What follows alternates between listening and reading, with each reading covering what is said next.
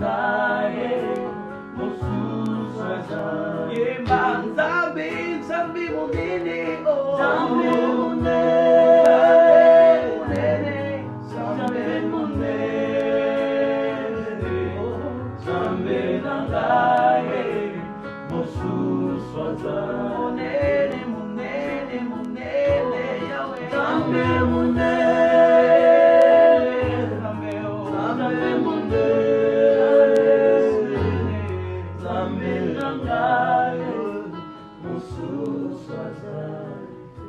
Nous vous saluons dans le nom de Jésus-Christ et sans plus tarder, nous allons lire dans 1 Thessaloniciens chapitre 4, versets 13 jusqu'à 18.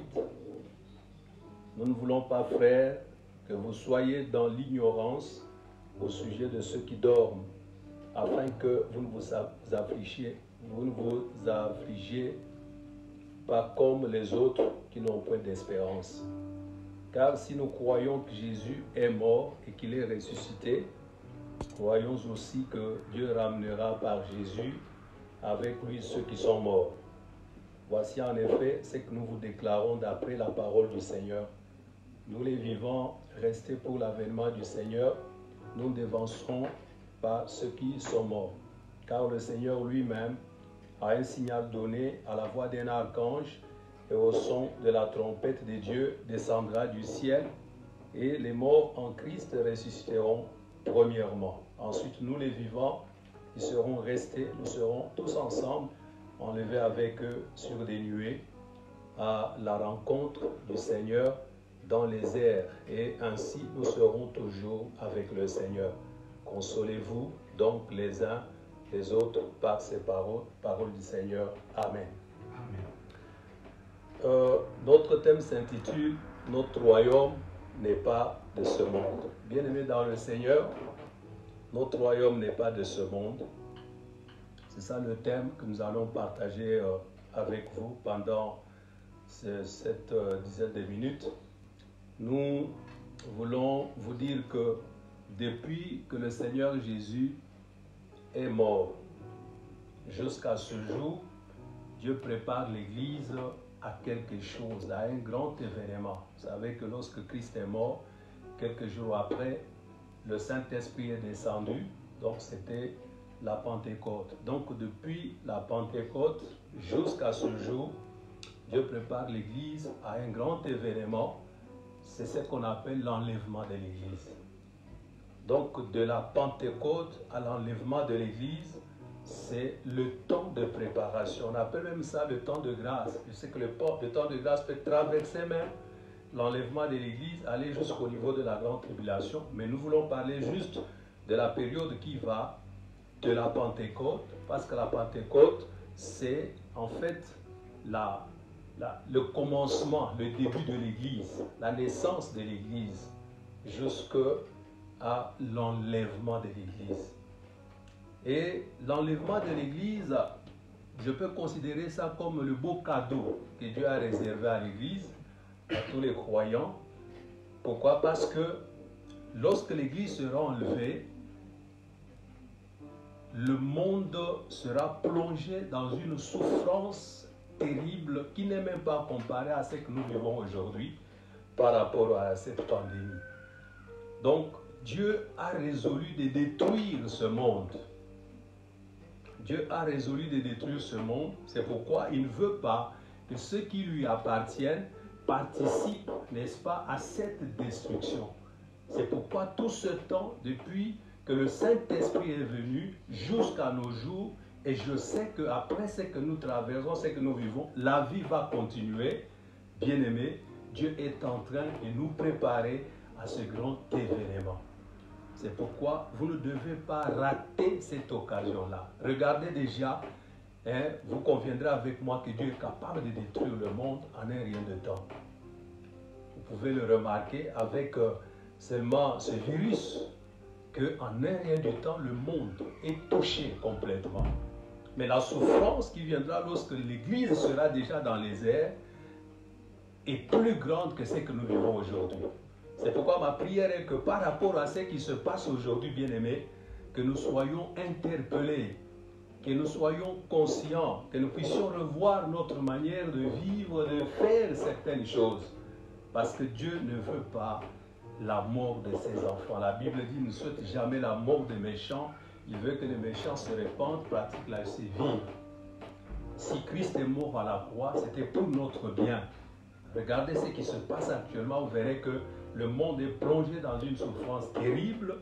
Cette souffrance qui peut causer d'autres souffrances. Nous voyons déjà économiquement, sur tous les plans, beaucoup d'aspects, le monde est en difficulté. C'est pourquoi nous qui lisons la Bible, nous qui prions, devons faire attention, devons comprendre que le Seigneur nous donne un message fort pour que nous puissions revoir un certain nombre de choses dans notre marche, dans notre manière de vivre, dans notre manière de faire. C'est pourquoi l'apôtre, dans les passages que nous venons de lire, nous n'allons pas vraiment exploiter tout ça au fond parce qu'il parle de la mort. Ici, il parle de l'enlèvement, il parle aussi de la résurrection des morts, il parle de beaucoup de choses, mais nous allons retenir quand même quelques leçons. Mais toutefois, il dit, nous ne voulons pas, frères, que vous soyez dans l'ignorance au sujet de ceux qui dorment, afin que vous ne vous affligiez pas comme les autres qui n'ont point d'espérance.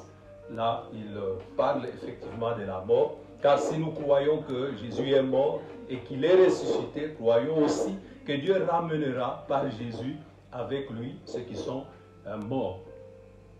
Et voici en effet ce que nous vous déclarons d'après la parole du Seigneur, nous les vivants. Donc il montre déjà, nous qui sommes vivants, ou même ceux qui sont morts, il nous montre déjà notre destinée. Nous ne sommes pas de ce monde. Un jour, Dieu va nous rappeler. C'est que la mort existe, bien-aimés dans le Seigneur. Et en tant que chrétiens, nous devrions avoir une certaine manière de voir la mort. C'est pourquoi nous avons quelques leçons à tirer rapidement par rapport à ce texte que nous n'allons pas exploiter à fond. C'est que notre monde, notre royaume n'est pas de ce monde. Nous devons nous préparer un jour à rencontrer notre Seigneur qui a dit, je vais vous préparer une place et puis je viens pour vous chercher. Nous devons nous préparer. Donc la première chose que nous devons retenir en ce lieu, c'est que la mort existe. La mort existe pour chacun de nous. La mort est un fait réel. La mort fait partie de ce que j'appellerais par les décrets efficaces de Dieu. La mort existe. C'est-à-dire que c'est quelque chose qui doit arriver coûte que coûte. Tous, nous allons mourir un jour. Mourir un jour.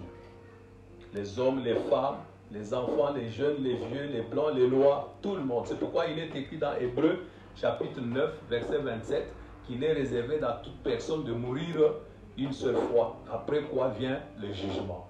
C'est un décret efficace. Et Dieu a proclamé cela depuis Genèse, lorsque l'homme était tombé dans le péché. Et nous voyons aujourd'hui que les gens meurent. Peu importe votre rang social, peu importe ce que vous avez, mais la mort nous attend tous. Mais ce qui est important de souligner aussi, c'est que les circonstances de la mort sont déterminées par Dieu lui-même, sont définies par Dieu lui-même. C'est pourquoi nous voyons les gens meurent par noyade, il y a des gens qui meurent dans des accidents de circulation, il y a des gens qui meurent par maladie. Aujourd'hui, Covid-19 est en train d'emporter beaucoup de gens, mais tout le monde ne meurt pas de la même manière. Il y a des gens qui dorment demain, ils n'arrivent pas à se relever, Dieu a récupéré leurs âmes. Mais nous devons être conscients de ça, nous devons nous en préparer. Donc la mort existe pour chacun de nous, quel que soit notre rang social. C'est à peu près ce qui se passe aujourd'hui. Cette pandémie touche pratiquement toutes les couches de la société, le monde entier. Donc la mort est là et nous devons nous y préparer. Nous ne devons pas vivre comme des gens, lorsque même nous entendons que les gens meurent. C'est vrai, aujourd'hui c'est un peu catastrophique, mais nous savons que dans nos familles, dans nos maisons, dans nos quartiers, tous les jours on enterre les gens. Tous les jours on enterre les gens. Mais ce qui est encore important de signaler, c'est que nous devons mourir en Christ. Parce que la Bible dit que les morts en Christ ressusciteront d'abord. Vous savez, les gens meurent tous les jours, bien-aimés dans le Seigneur. Mais beaucoup de gens meurent sans Dieu. Beaucoup de gens meurent dans le péché. Et c'est malheureux. Parce que Christ n'est pas mort en vain à la croix de Golgotha. Beaucoup de gens meurent.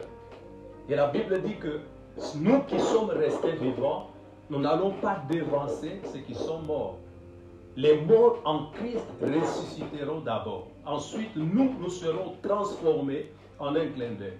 Donc, deuxième élément important, c'est qu'il est important de vivre en Christ. Il est important de marcher avec Jésus. Donc, si la mort arrive à vous surprendre quelque part, vous mourrez en Christ. En réalité, ceux qui meurent en Christ ne sont pas morts, mais ils dorment. Parce au moment opportun, la Bible dit, à la voix d'un archange, au son de la trompette, donc les morts en Christ. C'est pourquoi nous qui sommes restés, nous qui marchons avec le Seigneur, nous devons réellement être conscients que nous marchons avec le Seigneur, que nous vivons en Jésus-Christ, que nous vivons avec Jésus-Christ. Bien-aimé, tu peux tout manquer, mais ne manque pas la vie de Christ en toi. C'est très important. La vie de Christ est tout pour nous. La Bible dit que les morts en Christ, donc il est important que toi qui n'as pas encore reçu Jésus, pendant cette période, bien-aimé, tu en profites. Et toi qui as déjà reçu Jésus, tu regardes ta manière de vivre, ta manière de marcher, tu conserves cette vie parce que cette vie est une grande bénédiction pour toi. Elle est importante maintenant, là, pendant que tu vis encore sur la terre, et sera importante pour toi le jour où le Seigneur viendra pour te chercher. Donc le Saint-Esprit en toi va te permettre, n'est-ce pas, de monter, d'être transformé, de changer et d'aller avec tous les sanctifiés à la rencontre du Seigneur. C'est très important, bien-aimé. Donc ça, c'est, Dieu nous prépare à ces choses-là. C'est pourquoi même pendant que nous sommes là, nous pouvons dire que tout ce temps, bien-aimé, c'est même un temps non seulement d'enseignement, un temps non seulement de prière, de communion, c'est aussi un temps de purification. Nous devons revoir vraiment nos vies. Nous devons vraiment nous consacrer au Seigneur. Parce qu'il arrivait que Christ vienne aujourd'hui, beaucoup seraient peut-être surpris. Donc il est important que nous puissions revoir notre marche. Il est important que nous puissions conserver la vie de Christ que nous avons. Il est important que nous puissions, même si demain la mort peut nous surprendre, que nous puissions mourir en Christ. Alors nous nous reposons et nous attendons le retour du Seigneur. Mais j'aimerais ajouter, bien-aimé, que quand tu vas mourir, quand tu vas partir, tu partiras seul. Personne ne t'accompagnera. Tu partiras seul avec tes œuvres. Tout ce que nous avons restera. Les maisons, les biens, les voitures, le pouvoir, l'argent, toutes nos possessions. C'est une manière de vous dire que nous devons nous réjouir, bien sûr, de ce que Dieu nous a donné. C'est une grâce, mais nous devons comprendre que nous ne sommes que des gérants. Nous ne sommes que des intendants. Un intendant, ce qu'il a ne lui appartient pas. Il gère, parce qu'à un moment donné, il rendra compte. Ce que nous avons, tout ce que nous avons, tout ce que Dieu nous a donné, c'est une grâce, c'est une bénédiction. Mais le jour où nous mourrons, toutes ces choses resteront. C'est pourquoi ne permets pas que ces choses t'empêchent de marcher avec Dieu. Que ces choses du monde t'empêchent de glorifier le Seigneur, t'empêchent de servir le Seigneur. Vous voyez, hier, il y a un frère qui, c'est un serviteur de Dieu aussi, qui avait suivi nos messages. Et voilà que il m'a envoyé un message, on a commencé à discuter. Il dit, pasteur, je me répands. Je me répands toutes les fois que j'ai déclaré que c'est mon église, ce sont mes âmes. Il dit, je me répands. Ah, j'ai dit, pourquoi? Il dit, mais aujourd'hui, je me rends compte que l'église ne m'appartient pas, les âmes aussi ne m'appartiennent pas. J'ai dit, mais gloire à Dieu. Gloire à Dieu parce qu'aujourd'hui, c'est vrai. C'est vrai. Ce que nous vivons, je lui ai même dit que c'est, on dirait que c'est même l'enlèvement. Parce que l'enlèvement veut dire quoi? Dieu prend son peuple, il le garde quelque part pendant un moment. Aujourd'hui, il a décidé seulement, il a dit, les âmes restent chez elles. Chacun chez soi. Pasteur, qu'est-ce que vous gérez aujourd'hui? Il me dit que j'ai fait un tour à mon église. Pasteur, je me suis retrouvé seul, seulement avec le bâtiment et les chaises et les instruments. J'ai dit, tu as raison. Tu as raison. l'église ne t'appartient pas. Mais parfois, nous nous sommes comportés comme si c'était notre patrimoine. Nous nous sommes comportés comme si c'était notre boutique. Nous nous sommes comportés comme si c'était notre bien. Mais pourtant, ça appartient à Dieu. La preuve est là que les âmes sont chez elles.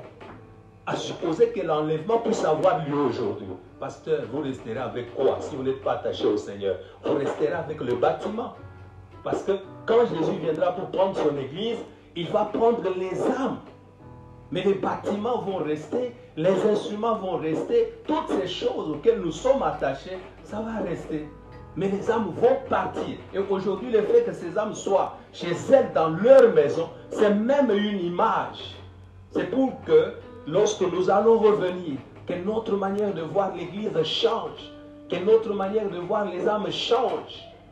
Chers dirigeants, que votre manière de voir ce que Dieu vous a donné change. Parce que Dieu vous a confié. Vous savez, il y a ce que nous appelons institution de Dieu. C'est comme l'État, c'est une institution de Dieu. Le pouvoir que Dieu vous a donné, c'est une bénédiction. Mais un jour, ça va rester. Parce qu'aujourd'hui, si on quitte ce monde, le pouvoir va rester. L'Église, c'est une institution de Dieu. Mais Dieu vous a donné pour gérer. Un jour, vous partirez et ça restera. Aussi, la famille, c'est une institution de Dieu. La Bible dit Christ est le chef de famille. Un jour, vous partirez et vous rendrez compte. Même le travail, tout ce que Dieu nous a donné. C'est pourquoi nous devons voir une nouvelle manière de voir les choses, de faire les choses. Job a dit, je me repens. Ce n'est pas Dieu qui demande à Job de se repentir. C'est Job lui-même, après avoir vécu, après avoir vu, il a dit, je me repens. Toi aussi, pendant ce temps, regarde ta vie, parce que la vie va continuer. Regarde la manière de gérer ce que Dieu t'a confié. Regarde la manière de faire certaines choses. Repens-toi, bien-aimé. Repens-toi, parce que tout ça, ça va rester. L'argent va rester. Les biens de ce monde vont rester. On t'enterrera seul. Tu partiras seul. Et tu te présenteras seul devant le tribunal de Christ. Sinon, avec tes œuvres. Et les œuvres, c'est maintenant là qu'il faut travailler. Qu'il faut travailler notre comportement, notre caractère. C'est maintenant là qu'il faut changer. Après la mort, il n'y a pas de prière pour changer, pour se repentir. C'est maintenant, bien-aimé dans le Seigneur. Le temps de confinement, pendant cette crise, c'est le temps où nous devons revenir à nous-mêmes pour revoir notre manière de marcher, notre manière de vivre, notre manière de faire, notre manière de gérer ce que Dieu nous a confié. Parce que nous sommes qu'intendants, nous sommes que gérants. Notre royaume n'est pas de ce monde. Nous sommes appelés à retourner. Et nous ne devons pas être tristes, nous ne devons pas être surpris à cause de la mort. Parce que la mort pour nous c'est même un gain. Elle peut nous surprendre à tout moment. Et nous ne devons pas nous comporter comme des païens. Dieu est en train de nous enseigner pendant cette période, au travers de tout ce qui se passe. Tirons des leçons, changeons la manière de vivre, de voir et de faire les choses. Que Dieu vous bénisse, bien-aimés. Soyons prêts pour aller à la rencontre de notre Seigneur. Que Dieu vous bénisse. Que Dieu vous bénisse. Conserve la vie de Christ en toi. Et toi qui n'as pas encore reçu Jésus, il est important que tu le reçoives. Il est important que tu marches avec lui. Dans tout va rester ce jour-là. La preuve, c'est que lorsque nous mourrons, tout reste. J'ai vu dans l'Espagne, on avait même interdit d'organiser les veillées, ainsi de suite. Aujourd'hui, dans nos nations, ça fait quelques personnes qu'on te confie qui doivent t'accompagner à l'enterrement. Peut-être une dizaine de personnes. Alors nous allons. Nous avons de l'importance lorsque Christ est là. Le pouvoir restera, les maisons resteront. Tout ce que nous avons restera. Mais nous nous présentons devant Christ avec nos œuvres. C'est maintenant que nous devons travailler pour changer, pour présenter.